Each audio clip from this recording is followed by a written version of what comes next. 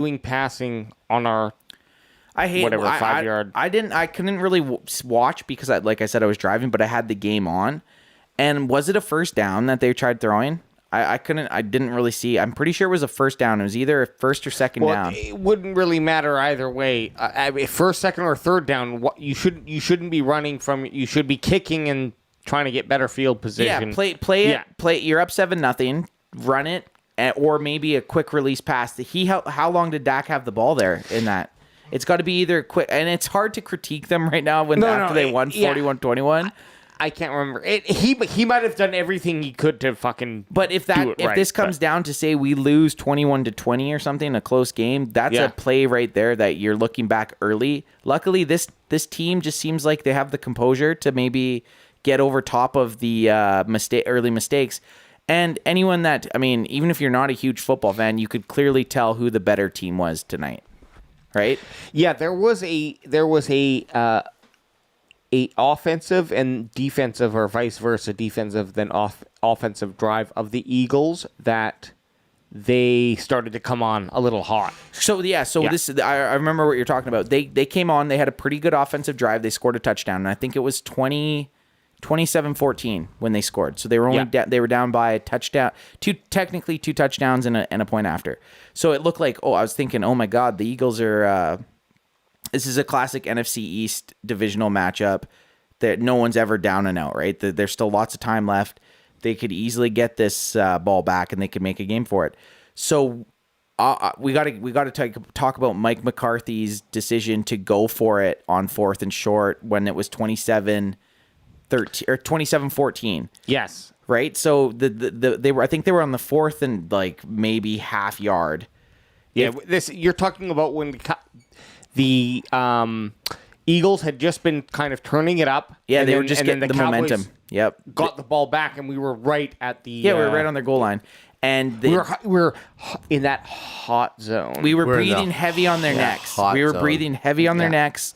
And Mike McCarthy had to make a pretty big decision, because if you kick it, if you're up 27-14 and you kick it and you get your field goal and you go up 30-14, now you're up 3 scores, right? Which is, to me, I thought would have been the smart move. But Mike McCarthy was like, nah, fuck that shit. We're going for it, right? Well, also, too, like the fact that the defense was all over the Eagles' offense, when you're that deep into their zone, let's say you don't put it right. Let's say you don't take it home. Like that just means, holy shit, you got enough confidence in DQ and DQ's defense to really push Jalen and Ertz deep into their own fucking territory and top down DQ. The only thing I was nervous about, I mean, like, look, it's still a risky play. The only reason it was risky is because the Eagles had just scored, right? They had just scored, and if they stop them, if they get that 4th down stop, now they fully have all momentum. And momentum's this weird thing that you can't really put a finger on, right? Like, you can't really tell what momentum is, but it's this thing that exists in sports. A team will score a touchdown, then they'll stop a team on 4th and short, and now this 27-14 game. Crack them if you got them. This 27-14 game seems a lot closer than it is. You know what I mean? Yeah. But the Cowboys, to their credit, they put their fucking foot on their throat and they basically smothered them, which was awesome. Which I'm not used to. It's not a thing I'm used to seeing. Well, from what we saw, were you gonna? No. Anyways, we'll talk technical stuff afterwards. Okay. I wasn't going to say anything. What I was going to say is, from what we've seen the first 3 weeks, we've seen a very pass-heavy, toe-to-toe battle with the defending Super Bowl champs. Very exciting game. Then we saw a kind of penalty fest. That's right. It was a penalty fest.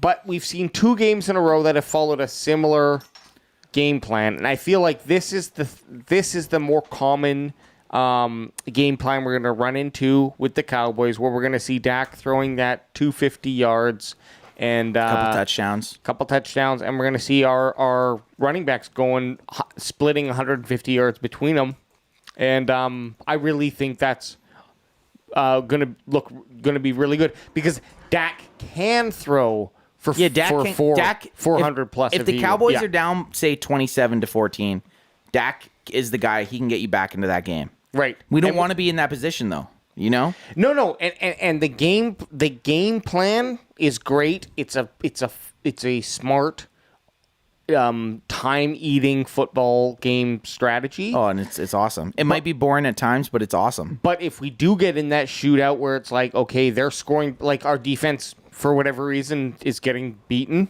you know, we've been looking good maybe the last 2 games, but we know that like there's potentially holes on any defense, really. But we know that Dak can then light it up, and we have the receivers. And I was really excited to see tonight, actually, as much as like it was just kind of the Dalton Schultz show. All that kind of check down turned into a lot of gains, really. Yeah, it did. Yeah, no, for sure. It wasn't a lot of. It was a lot of yards after pass. Yeah, definitely. Yeah, I mean, I'm gonna go. I mean, I guess I'm going on record because we're on a podcast, but the fact that Dak has so many offensive weapons is absolutely great. Which, when you look, obviously, we already went through the stats. The fact that no one is dominating the yards on offense. No one's dominating the amount of plays on offense. And the more that Dak can spread it out, the harder it is going to be for defenses to know what they're going to do. If you actually look at the last 3 games, the offense has not ran anything similar. Like they're not falling into any type of typical game plan. So are you trying to say Kellen Moore might be a boy genius? Yeah. Fucking Bobby Fischer, Kellen Moore. Yeah, Kellen Moore is just Dungeon Master Kellen Moore. Adam, oh my God. Kellen Moore is the Dungeon Master. He is such a fucking Dungeon Master. Look at him. Oh, look at him like a rocket DM in his thing. Okay. So not only do we have that, get a picture of Kellen Moore up. Yep. get a picture of Kellen Moore, because we got the Dungeon Master Kellen Moore, and then we got the Vietnam vet Uncle DQ running the fucking defense. Look at there was this good look top right. There's the Dungeon Master. Oh my God. You know what? He was actually one of the most prolific quarterbacks in college football. Bet you guys didn't know that. No, I didn't. He was a great college quarterback. It's obviously because in college, the guy obviously has a great football mind. Yeah. This is he what doesn't I have think. the talent for to. He made it to the NFL as a backup quarterback just on basically his mind Absolutely. and his very subpar talents. I bet you his. Look at us all getting hot and horny over Kellen Moore right now. It's not even Kellen Moore that I'm hot and horny about, okay? It's all quarterbacks.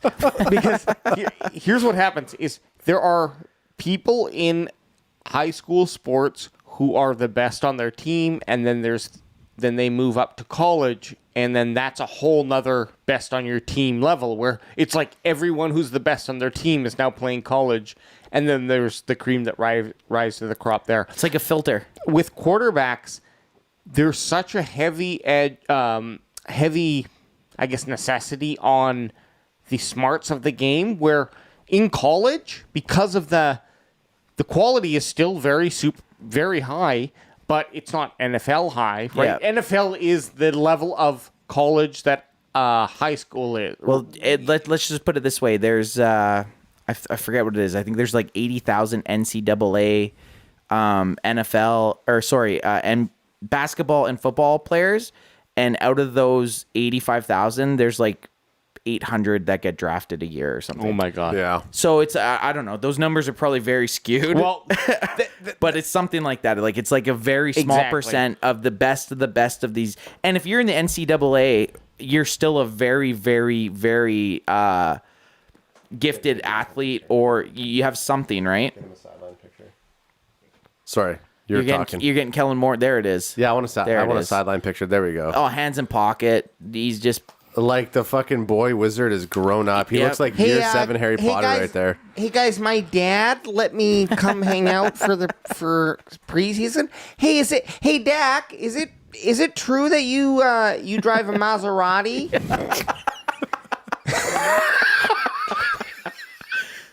Dak, no, it's not if he drives a Maserati. It's if he can get a ride in his Maserati. Hey, No. Dak, Hey, Dad, can I get a ride in that Maserati? He's probably just like, so sick ride, bro. And Dak's just like, fucking beat it, nerd boy. Although, just this classic jersey, like that is sick though. That is sick. That's a sick shirt. A sick shirt. I like. Is he wearing a shirt over a long sleeve? He is. For sure. You know, fucking Dungeon Master wears the fucking t-shirt over the long sleeve. Well, so hang on, because it's probably cold in that 86-degree fucking arena, right? We got Dungeon Master and War Vet holding our offense and defense. Like that is this is exactly what we want. Yeah, this is exactly what we want. Because like, if you're looking, I mean, I could have called. I called him Bobby Fischer at first because I was thinking chess master. Yeah, that I mean, valid. Which also goes with your prolific quarterback college statement. Yep.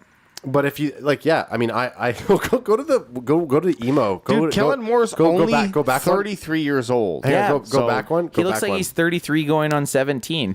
And so go down. Go to this one right here. He looks like emo Kellen Moore. Who's like these kids wear crowns Kellen Moore right my God. Hey, Kellen Moore, do you want to go on tour with me in 2010? I like that he made it to the scouting combine as what? As who? 2012. Yeah, he's in his 30s. I mean, like, look, I love the fact. I love me some Kellen Moore. I love the fact that I don't even know how we got on Kellen Moore. But if you're talking about some of his college stuff, because he's the coach of the fucking Cowboys, calling fucking winner plays. Look at the play last week with CeeDee Lamb and Zeke when they tried to do an old what the fuck is it called? I was going to call it fumble, but the toss that the fumble not the fumble lateral pass. Yeah, the lateral pass. Very college-esque play. I mean, that's just, every man for himself, I think, at that point. Yeah, I don't think he drew that up. I don't know. Look at it. Look at how they ran. Like Zeke, that was a calibrated play. It's not like it wasn't like it was a broken play. I don't think this Nagano Olympics snowboarding medalist. He definitely failed the weed fucking test. You know what? He actually looks like, I'm trying to think. I'll think of the snowboarder's name, but the guy Ross Brigotti. No. Canadian hero. It was tarnished Canadian hero. It was Kevin something. He was like right in line with Sean White, and then he had a really bad. He was doing like became a football coordinator. No, he was doing a big trick off of a half pipe, and he smoked the ground, and he got brain damage. Shit. But he almost looks exactly like Kellen Moore. I'll find. He looks a little brain damage there. So hey, one thing I'm gonna jump back in here. Yeah. We were talking about the offense quite a bit. We need to give some respect to right now probably our best player. I think our best player on the team. Greg the Leg? No, a little man named Trevon Diggs. Oh. Trey D, Anthony, baby. You are not wrong. Fucking 3 games, 3 picks. So AJ and I had a little, or actually I guess we were all talking about it. We were talking about who we thought would have more touchdowns to more interceptions, which obviously you're always going to take the wide receiver. But right now, we were saying that the argument was between Trevon Diggs having more interceptions or Amari Cooper having more touchdowns. And I think me and Ad possibly took Amari Cooper and AJ took Diggs just to, spice it up. Yeah. But right now, Diggs, 3 games, 3 interceptions, and one of those was taken back for a touchdown. That's like if you could tell a cornerback in the NFL at the start of the year, okay, you're going to get 3 interceptions this year and one of them's going to be taken back for a touchdown. Those guys would be jacked up. That's in his first fucking 3 games. Yeah, and not to say that we have some layup games coming up, but like if you're the wide receivers who are going to be lining up with T Diggs coming up in the next few weeks, you best be knowing that you're not going to get tossed to. Well, the crazy thing is after his interception touchdown, they kept challenging him, and he just kept making plays. Yep. So right now, in my opinion, I honestly, even as for the full team, I'd say, because we got to talk a little defense, right? Like our defense has been playing the last 2 games; they've played pretty well. I think Trevon Diggs was tonight was our best player. The offense didn't have any monster. The offense didn't have any monster players. Like no one put up crazy stats. Trevon Diggs had an awesome fucking game. Sorry. as soon as I had a great article up just showcasing Dallas Morning News. You got hit the paywall. Actually, hey, hit our Instagram real quick. Hit our Instagram. We didn't shout out to Instagram or our YouTube. IG. If you're looking at our IG at Cowboys CanFan, this is Boy Wildish shit. Oh yeah, that's okay. We got a nice little like. So if you're looking for us set those at bell Cowboys CanFan, check out what I posted today. Who wins this matchup? Well, we fucking know. We already know. We already know. Ho! So today on the Instagram, I posted who wins this matchup, and I had a side-by-side of Diggs and Jalen Hurts. And, it's not even close. If a cornerback gets a pick six on you, he wins. You know what? I have to say, yeah. You have to say, yeah? No, I was going to say, of course, Diggs is fucking... I think he's incredible too, man. I love this guy, and I think I wouldn't put it past him that he gets 17 fucking picks. Oh yeah, this season, that'd be man. awesome. What do you think the NFL record is for interceptions?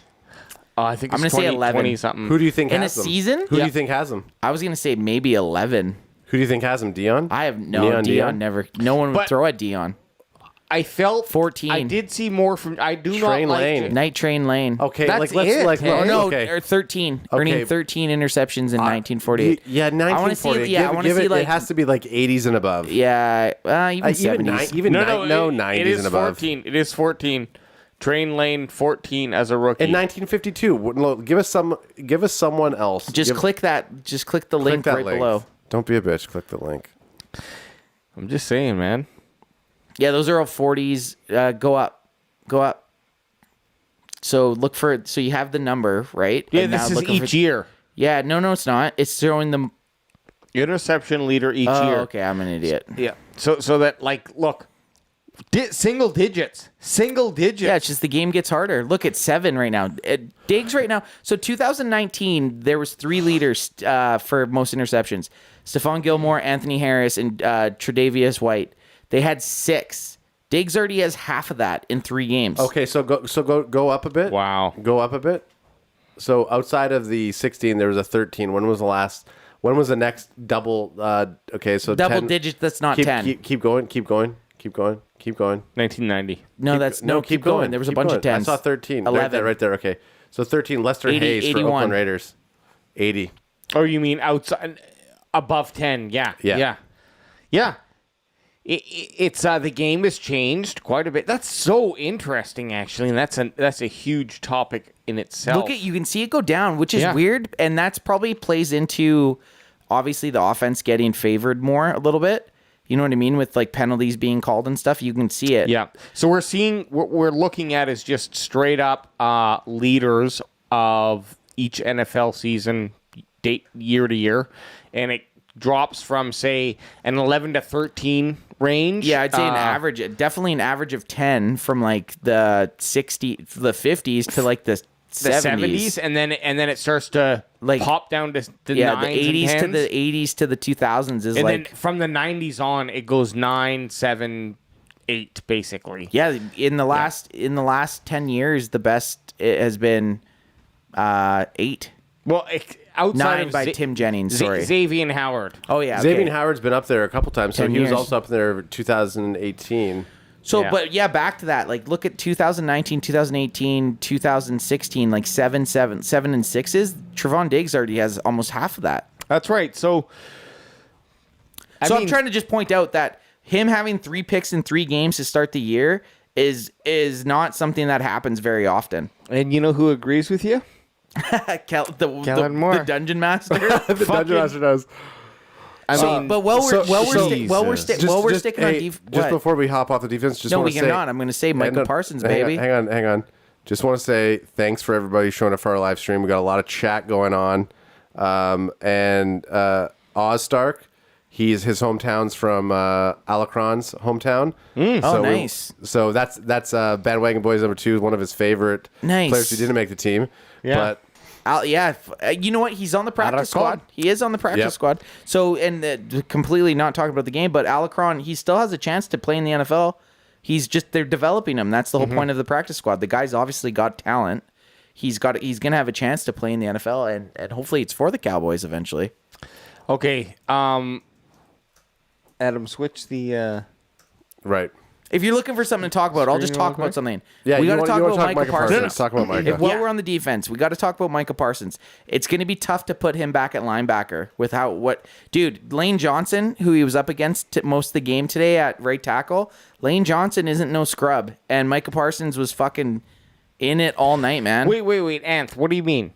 You said it's going to be hard to put him back to linebacker. At linebacker. So is he going to just be? Is he a D end now? Stand-up DN. He's been a stand-up DN the last 2 games, and it's going to be tough to put him. Look, okay, so there was I don't know. I don't know what play it was, but he was on the line obviously, and then he dropped back, and then he still made the tackle on the run. It's going to be hard. It's going to be hard to put him back at linebacker. I'm just saying that. Especially as a rookie. As a rookie, put him at fucking stand-up D end. Tell him to go and just let him fucking go. Here's your gap. Take your gap and go. It's going to be hard to take him away from that. His energy is just too high. In our linebackers and in our D line, who's out right now? So DeMarcus Lawrence is out. Ane is out. He's a D end. Keanu Neal's out. He's a linebacker. He's got COVID, or I think Ane and Neal have COVID.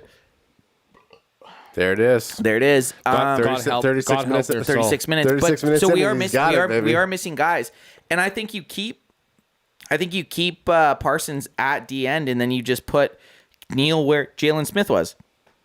That's what I would do. I mean, like, look, Micah Parsons had so much action in this game. He was right there almost every single time. Hey, where's his bottle popper? Okay, you ready? Yeah. Are you throwing? Here it comes. Oh god! It's coming over. It's coming over. Jesus. That was a lot tamer. More docile than his fucking. I never actually went back on the live stream and watched that last time. I know. Well, I think we watched just ourselves. Anyway, I mean, look, Micah Parsons is. Okay, coming back over. Just kidding. No. Micah Parsons on as a DN, stand-up DN, he's going to drop back. Tough. He's going to be tough to go away from. The thing that we were talking about during the live stream and just seeing how he plays right now. They only gave him half a sack. And Dan Quinn knows it because of the type of energy that he has and because of how intense he is right now. Like, you got to put him in a spot where he can be a little bit wild. Yeah. As a linebacker, you get to somebody like a Brady, and they can scheme it, or they can fuck you up a little bit more than what you could on a line. Yeah, no, for sure. I agree. I also, just before we get off the defense, Osa, and I'm gonna butcher his name, Odu Guazua. He actually had a sack and a half. You're going past his name. Oh, sorry. 97. Yeah, right Osa. there. Okay. Yeah. He had a great game. He actually probably he had a couple chances to get another sack, missed out. He had a great game. Randy Gregory had a couple holds against him. I don't know. The defense just played really well. Yeah, good defense. Everyone's happy.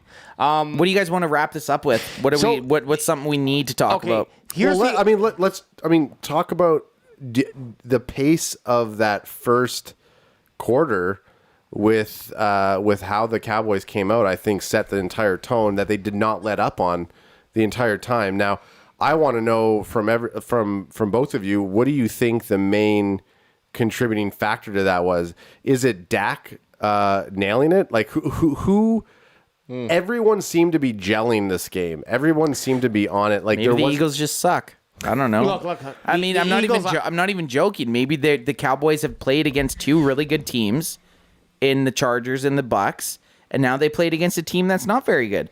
Yeah. The only team the Eagles lost last week to who the fuck did they play?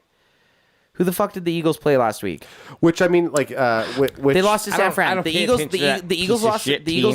Eagles lost to San Fran last week, and then they beat the Atlanta Falcons the week before.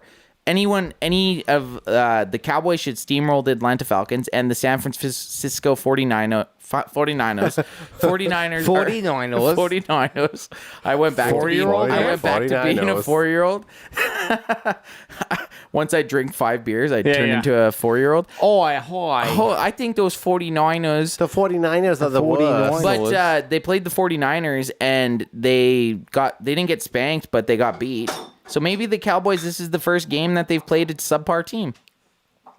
Which also, I don't like that. I don't like that comment because that they're playing a subpar team, because Zeke had a really good game today, and if Zeke's only going to have a good game on a subpar team, makes me a little disappointed.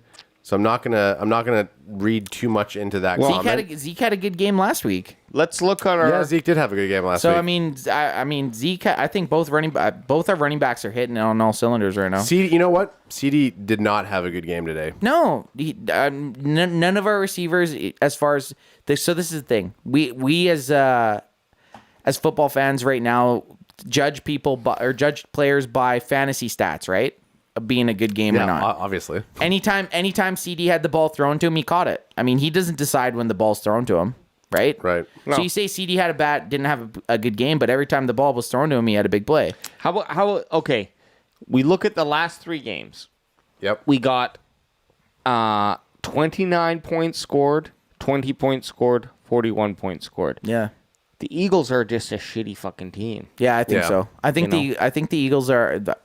They're not compared to the Chargers. The Chargers have a good defense, and the Bucs have a good defense. The Eagles clearly don't. And I'm not taking anything away from the Cowboys. You have to beat these teams. Yes. You don't get to decide who you play. When you play them, you got to fuck them up. Look, we scored. We're scoring. The average score that we have right now is really good. So moving forward, 29, 20, and 41. It's got to be 4 or 32, something like that. 32 or 33 is our average. I mean, put it fucking 29. Like it's still even that. It's still really good. Okay, then we're making the other team score 4 touchdowns to beat us. That's really good. That's pushing the needle. So the main thing of this game, I don't know. We'll end on this. Anything else you guys want to talk about? I'm good. No, we're going to end on this here. The main thing and the only thing that matters about this game is this win puts us in first place in the NFC East. Yep. Anything else than that is kind of hogwash. And going on from here, you know what? We're going to be live streaming next week against the Carolina Panthers, which looked like an easy ball game, and I don't know if it's quite as easy as I thought it was going to be. Bandwagon boys, it was fucking awesome. This is fun. I like doing this live. I love the live stream. I love doing this. For the Bandwagon boys and your host, Ant Best. And if you got 2-1, baby. And if you got that Skip Bayless dance, do it on the way out, baby. Fuck Skip Bayless.